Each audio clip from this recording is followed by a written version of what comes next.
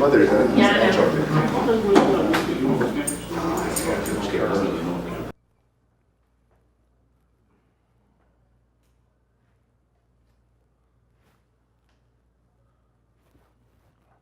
All right, thank you all so much for attending this session. This session is going to be Unlocking Student Potential, an Educator's Guide to Supporting Success. And myself, I'm Brian Fontenot. It's a pleasure to meet all of you. So I'm a 28-year-old millennial. Originally home is Baytown, Texas. It's right outside of Houston, Texas.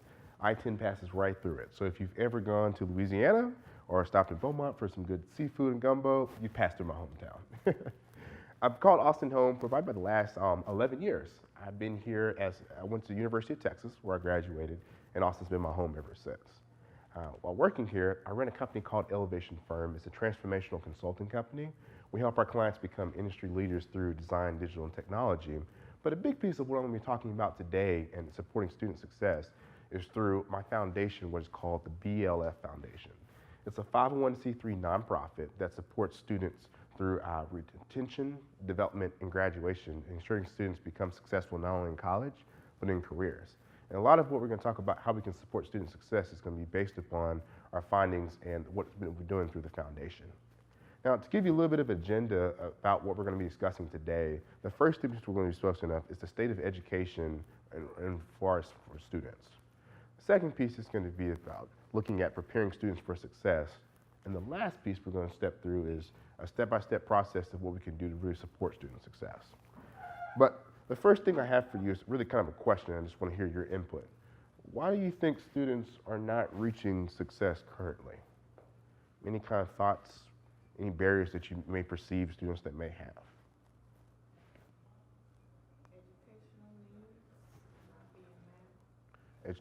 Educational needs, okay. Disagree with that. Anybody else? Students come here with different levels of preparation. Preparation. Yeah, and frankly, it's because, the way we had a speaker that talked about it. If you're an African American male, you've been prepared at a whole different level, lower level, frankly, than if you're, a white student, and especially if you're coming from a high socioeconomic situation. And then there's everything in between, okay? So some of our students come here, in different circumstances. It's harder. They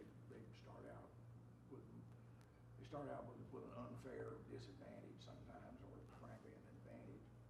And there's gradations in between, depending on what school they went to, whether or not the first kid in their family to ever go to college.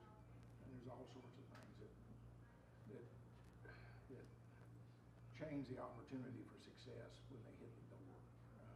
And so that's what, whatever opportunity they have for success is sometimes preset against them or preset in favor of them.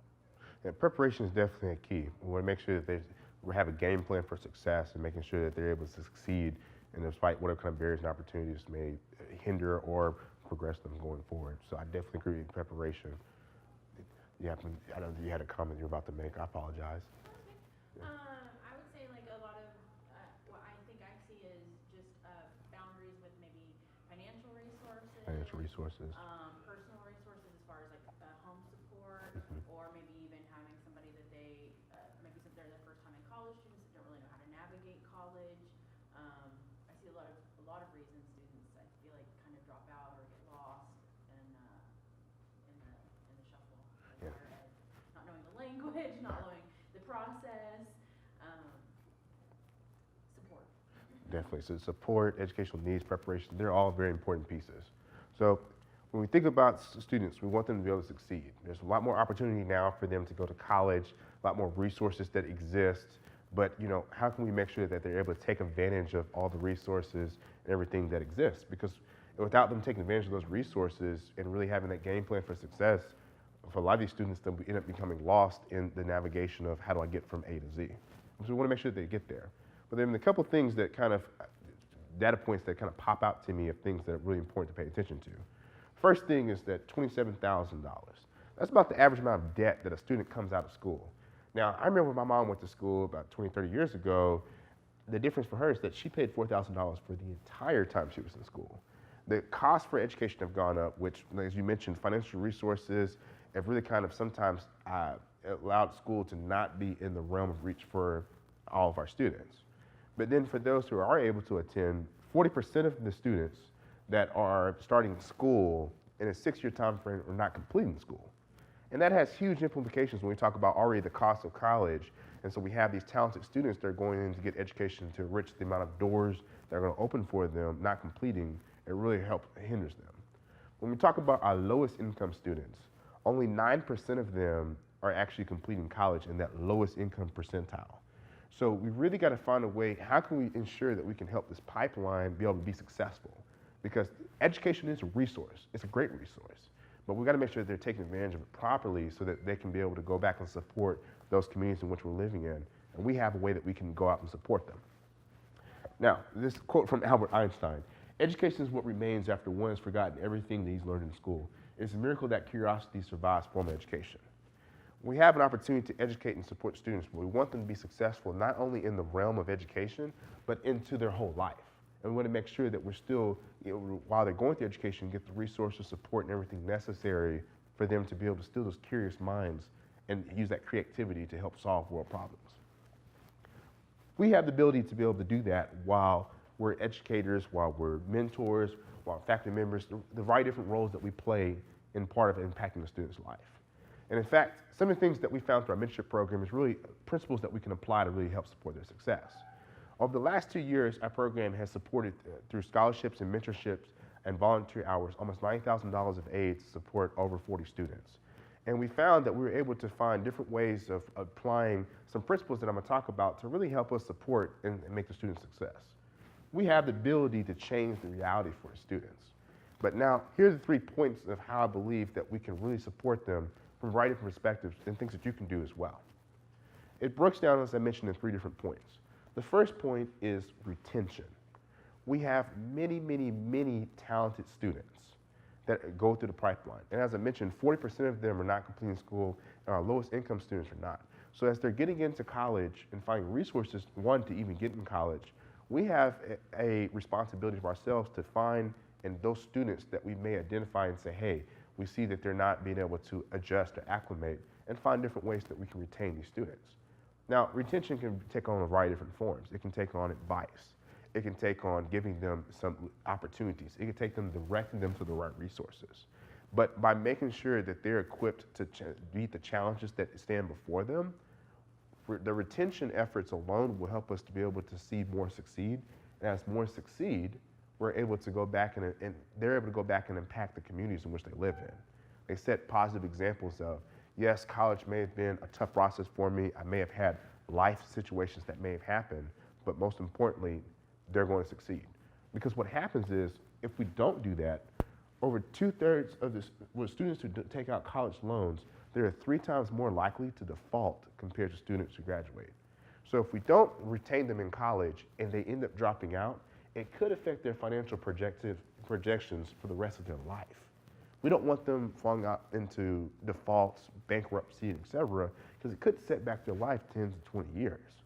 We want them to make sure that we retain them so that they're able to find gainful employment, which will help them to be able to receive financial resources, which helps them to move out of low income into hopefully middle class and other progressive forms of class and financial empowerment. Now, when I think about our program and what we've done, I have one specific story of retention that I want to share with you. So we have one of our students that was one of our scholarship winners. Really excited because not only was the student a scholarship winner, she's the first out of 14 kids in the family that's going to successfully complete college and is on track to complete college. So when it comes to, she's actually number 13 of 14, so she's like almost the second youngest. And she's setting an example for all of her older siblings. Now, she came into school and didn't have computers and some of the resources, things she needed. So the scholarship was very important to her because not only did she have the financial resources, the fact was that her mother had been saving for a computer for 3 years. Now, as you can imagine, with 14 mouths to feed, the resources to be able to go through college can sometimes be a little bit tough. And her mother had been saving for a computer for 3 years, didn't even know the type of computer that she needed, but she said, I know my baby needs this for school, and I want to make sure to support her.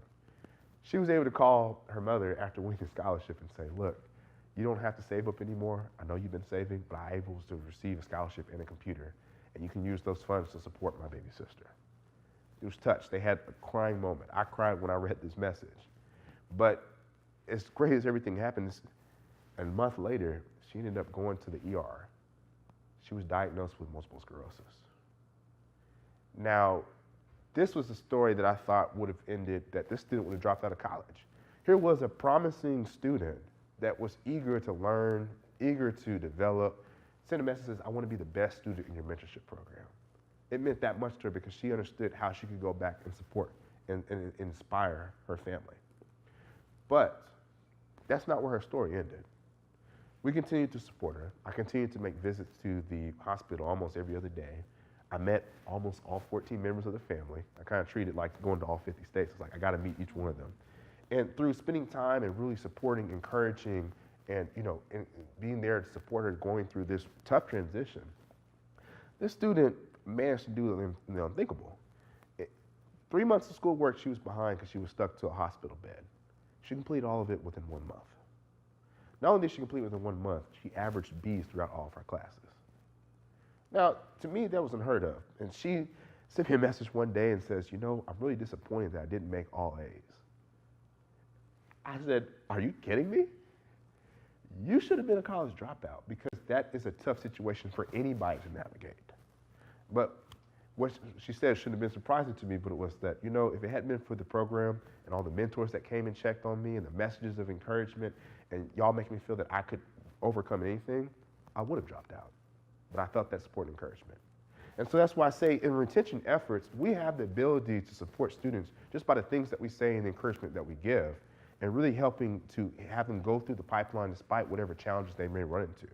They may not be able to have the equal start of everybody, but we have the ability to help push them through no matter what life throws at them. And through perseverance, they're learning really a life skill where they succeed not only in college, but they're going to succeed in careers. And we definitely want them to have that type of skill as they go through whatever life may throw at them. Now, another one student in our program wrote this testimonial quote that I'm going to read. I found the SWOT matrix really useful in dissecting my personal traits and characteristics that could potentially hurt and help my success in my future business. I really appreciate having been introduced to that. A lot of it is that if we can help students to identify their strengths, their weaknesses, and other areas, we can help them through retention. But it takes us time really getting to know these students so that we can be on honest conversations and helping them identify the areas where they have weaknesses so that they can get support, so that they can get help. Because if we can retain more of them, as I mentioned, we're going to see a change not only in the amount of students that end up going to jobs and careers, they'll also get gainful employment, but this is how we can change the communities. So us as educators and supporters of students in education, we have a responsibility, in my opinion, to make sure that we're doing efforts to help us retain more students. Now, as I mentioned, retention is the first step, but the second step that I want to focus on is first, once we retain the students, the second step is we have to develop them. Now, development can take a variety of different definitions. We have great educational programs in which students get the best education. And the reason why I say it is because people come from all around the world to be in our educational programs. We have great schools, great educators, and great lecturers.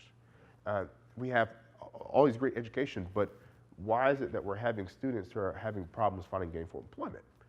Well, the education system may be missing one important piece that we just need to add back into education in order for us to support their success. Here's a quote from an author and an activist that I'm going to read. There were no friendship classes, no classes on how to navigate a bureaucracy, build an organization, raise money, create a database, buy a house, love a child, spot a scam, talk someone out of suicide, or figure out what was important to me. Not knowing how to do these things is what messes people up in life, not whether they know algebra or can analyze literature. How many of y'all remembering having a class in school that taught you how to balance your budget or invest in stocks? Or one that taught when you have interpersonal conflicts with people, what steps do you do to resolution? And these are the type of things that our education system usually hasn't incorporated into the classroom framework. But when we look at what students are missing, these are the type of skills they're looking for. We need to kind of equip students with a couple of different skill sets that we can add into it. And these are the things that I think of. The first one is communication skills. How do you interact with people is very important. And now when I see students that are my younger peers, I see them a lot of time using Snapchat and they're right next to each other or sending text messages and talking, but what happened to the good fashion of having conversation and dialogue, talking to each other like just one-on-one? It's an important skill set that's going to help them in school, and we can prepare them for success because they're going to need those skills when they get out into the real world. They're going to need those when they're working on a job. They're going to need those if they have entrepreneurial ambitions. This is something that we can teach them that's very, very important to them. The second piece is leadership skills. If we desire to have companies that are going to change the world, revolutionize industries, we need to make sure that we're preparing leaders to understand how to work with people, be able to take an idea, champion it, get people around that support your idea, being able to drive force an idea into execution. These are ways that if we can really instill these types of traits when we work with students, we can really help them find success, not only, like I said, in school, but also within careers. We do a little bit of this through like cross-functional projects that they do and working, and so we find opportunities, but we can always ponder ways more of like, hey, if there's a student that we see that might have those leadership traits, what kind of organizations can I connect him with? What kind of directions can I point him to really help him grow those types of traits and skills that we see in them?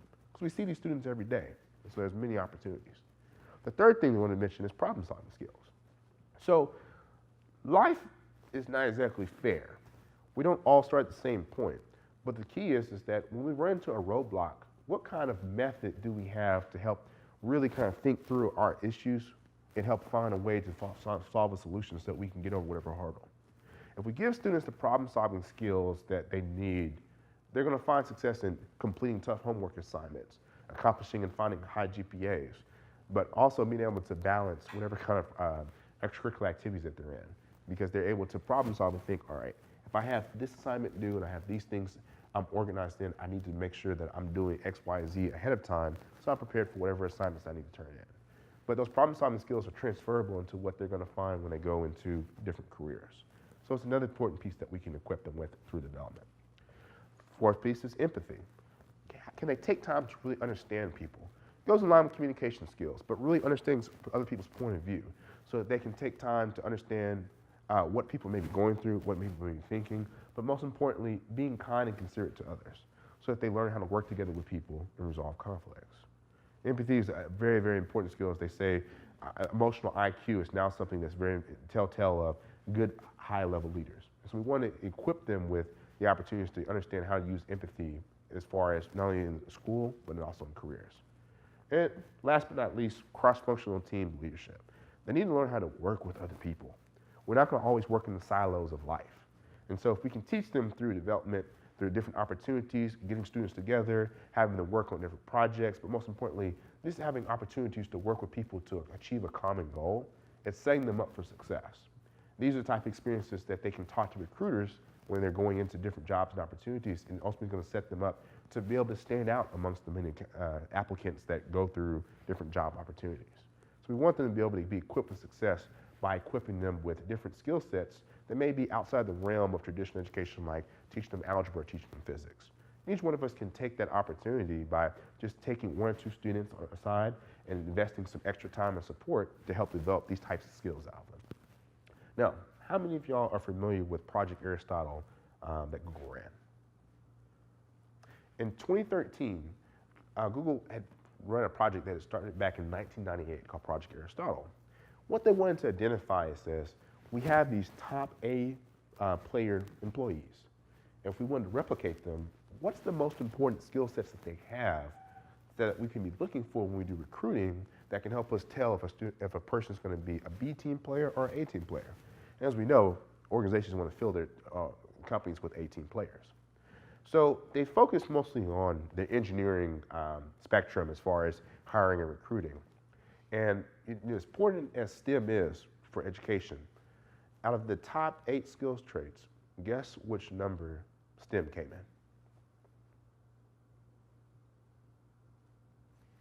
in? Last.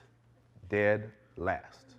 What they found out was that from their top A employees, what was important was communication skills, cross-functional team leadership, problem solving, empathy, whereas STEM came in last. Now, I don't believe that STEM is not important, because I do believe that we're teaching them math and science is important, but it just goes to show how much soft skills really help create great leaders, but also great employees. And it's something that we got to evolve back into the education spectrum, whether it is through us taking time in our own hands to support students, or if it's through building like programs that support students, or if it's building partnerships and working with others and helping to find time to support students. But as we want to support them for success, development has to play a big piece with focuses on soft skills.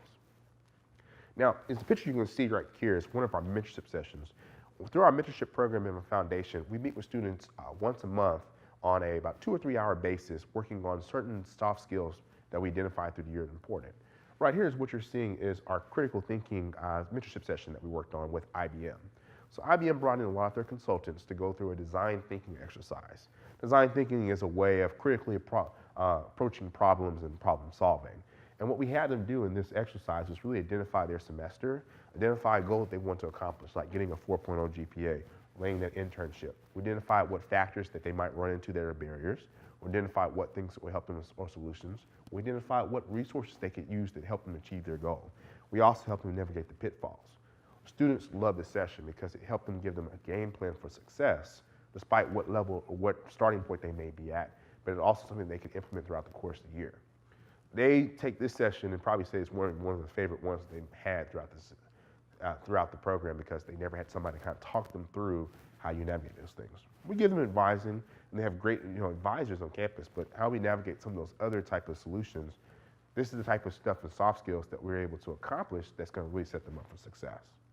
So as I mentioned, development is an important piece. Now here's another quote from one of the students in the program. His name is Kyle Davison. I came in and throughout the past months, I can say that I've grown personally and professionally. After meeting my mentor, learning from the different mentorship modules, and attending the different mentorship sessions, I can definitely say that I picked up a lot of things from it and I've grown. Now, what's significant about this student is one of our seniors who graduates this May in 2018 and has already accepted a job offer and is already going to be able to be gainfully employed by the moment getting out of school. And so really what played a piece was really supporting their development so that they could articulate those strengths, be able to have the type of soft skills and personal skills that allow them to connect so that they could find gainful employment after graduation. So that things like the cost of students' education doesn't become a barrier for the students. And so as we develop those soft skills, they can really show and shine in ways that they can't through a resume. And these are the ways that we believe, honestly, that if we can support students' development, they're going to be able to support local communities, because this student goes back home and volunteers and supports a lot of his younger students. Had those opportunities may not have been afforded if he couldn't balance the cost, balance all of school and be able to find success, to be able to give back a success story. They now look at him as like, wow, he really went through school, was able to persevere and find opportunities for jobs and employment. I can do the same thing too. So we want to be able to inspire that next generation to be able to be the leaders that we can showcase to our younger, the following generations behind them. Now, as I mentioned, the first piece that we need to do with students is we need to retain them. The second piece we need to do is develop them through soft skills. The last piece is that they need to graduate. As I mentioned, graduation is a very important thing. And why it's important specifically is that graduation is a milestone for many different reasons. One, graduation can be looked at as it's a way for them to get into a gainful employment. Gainful employment allows them to get financial resources. Financial resources help start generational wealth.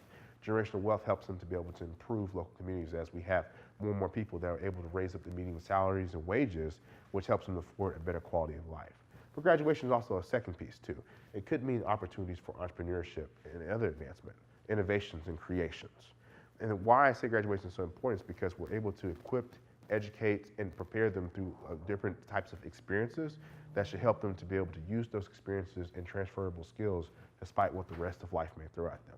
When they don't graduate and don't persist, it may take a little bit longer in their life skill education or et cetera. So we really want them to be able to get to graduation because there are all kind of benefits that it unlocks. Now, over the course of the lifespan of a graduate, they're going to make $1 million more compared to somebody else who's not a graduate. So as I mentioned, when we talk about making sure that our communities and students find financial resources, graduation plays a very important key. But the second piece is even more important. By 2020, job estimates believe that over 2/3 of openings will require some type of post-secondary education. So as we want them to find jobs and find opportunities, not too long from now, it's not going to be enough just to have a high school diploma. So if we really want to be able to change and open equity for all, gainful employment's got to be a piece, education has to be an important piece, and that financial resources is really, really dire and important. Now, through our program, we've been able to graduate successfully 100% of the program students that we have who have gone on to do amazing things. One of our students went off and built a nonprofit to help our home country and is to be able to support through different clothing and different drives and supporting different materials and things that they need back in Africa. Another one of our students has gone off to go to law schools, others have gone to medical school, but we're setting them all up for future successes. And most importantly, they're coming back into the program as graduates and really talking to the next generation and sharing their experiences, sharing how they're able to apply things. And as we continue to graduate students through getting to that end destination, going from A to Z, they're coming back and pouring back into the next generation. So we really have a way to support other students through helping students succeed and watching them learn from their peers. So that tribal knowledge is really being shared, and that's one of the things I also think that's important. You want to see people that succeed as well as like you so that you can find inspiration to say, you know what, I have people I can rely on. And not only that, they have many great mentors, advisors, faculty members, different people that they've met through the course of the program that are all in their corner rooting for them, no matter what stage of life that they're at. I know this was true of my life and many people that I learned through my college years in education, and I've only seen it continue to happen time and time again. We're really investing in our community and want to support the community. So as we take our time to really support these students, retaining them, developing them, and help them graduate, we're supporting the student success, but we're supporting their life success as well, which is going to play a huge point in helping them to go back and support others. Now, Kyle has a twin brother named Corey, so the name may look about the same. But Corey mentioned in the program, thanks man, you're in everyone's guidance in the mentorship program really helped us out to successfully receive a job offer before even graduating college. We appreciate y'all so very much. So both him and his twin brother also received job offers. And this is the type of success stories that we want to have so that we can be able to tell students that go from deployment to be able to go back and support the communities. And I told them they have a charge in helping to support others that follow behind them. That's their repayment back for everything that everybody's done for them. As I look at it, that's our repayment as somebody helped us all get to this way. We were once a student at one time. Without that support from somebody else, we wouldn't be where we're at today. So to kind of wrap things up for our game plan for success, 3 pivotal pillars that I would like to mention. The first one is we've got to retain the students. We've got great students in our education program right now, and so if we really focus on that retention piece and helping them retain the students, we're really going to see a change in outcome for our communities, but also see that the students find success. Secondly, when we retain the students, let's develop them. Develop them through soft skills, develop them through personal interactions, develop them to be able to be equipped to be better communicators, better problem solvers, and better leaders. And last but not least, as we continue to develop them, make sure that they graduate to move on to that next chapter of their life, but challenge them as they graduate. Don't forget about leaving a handout to help those that come behind them. This is our game plan to help us really help students succeed. I want to thank y'all for listening to our presentation and just want to open up to any kind of questions and answers you may have.